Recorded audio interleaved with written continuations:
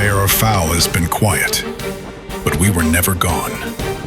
You gave us feedback and we listened. We went back, raised the standard, and made the work better. Because that is what this channel is built on. Fair, firm, factual. If we expect that standard from the game, we have to hold ourselves to it too. Episode 3 drops tomorrow.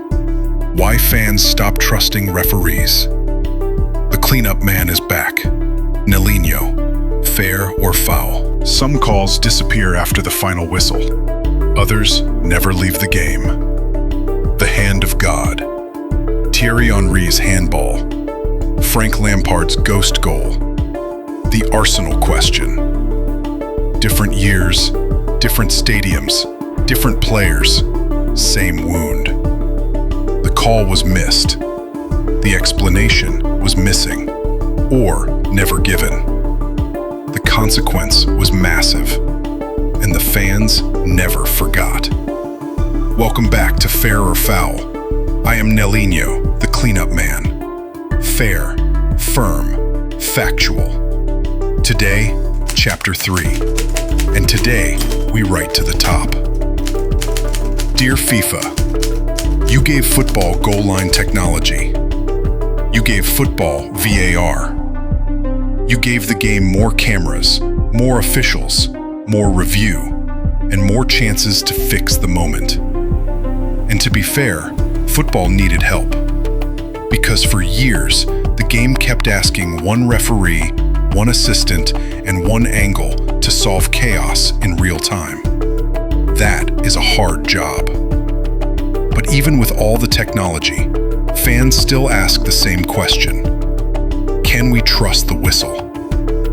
That question is underneath every argument, every penalty, every red card, every offside, every handball, every no call.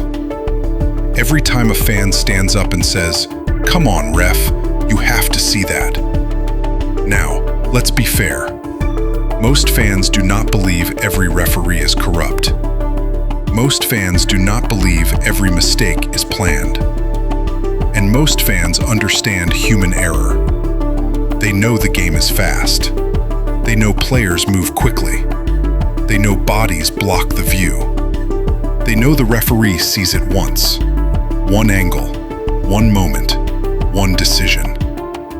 But fans see it 10 times. Slow motion, freeze frame, zoomed in, shared online, debated for days, argued at work, argued at home, argued in the group chat by people who have not run 10 yards since 1998. That is where the gap begins. The referee saw it becomes anger. Anger becomes suspicion. Suspicion becomes conspiracy. Here is the truth. It is never just one call. Maradona's hand in 1986. Thierry Henry's handball in 2009. Frank Lampard's goal that crossed the line and was not given in 2010. The West Ham corner in Arsenal's title season. Do not let those moments breathe. Stack them. Because that is how fans feel them. One wound after another. One missing explanation after another. Fans do not only remember the call, they remember the consequence.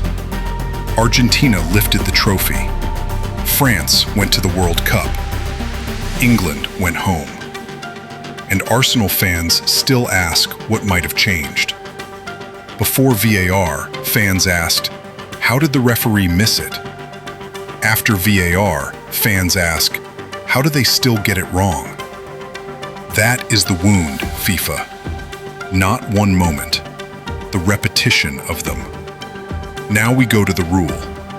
VAR is not there to re-referee every bump, every shirt pull, every collision, and every dramatic fall that deserves an Oscar more than a free kick. VAR is there for the big stuff. Goal or no goal. Penalty or no penalty. Direct red card. Mistaken identity. And the standard is supposed to be clear and obvious. Clear and obvious. That sounds simple. Until human beings have to decide what clear means. Until human beings have to decide what obvious means. Until human beings have to decide whether the referee made a mistake or whether the call was close enough to stay with the decision on the field. That is where the trust problem lives. The technology changed. The judgment did not disappear. A human still sees the play. A human still checks the replay. A human still decides if the error is big enough. A human still tells the referee to go to the monitor, or not. And human beings bring pressure, emotion, experience, positioning, timing, confidence, fear, ego, fatigue, and sometimes plain old human error. That does not mean the referee is cheating.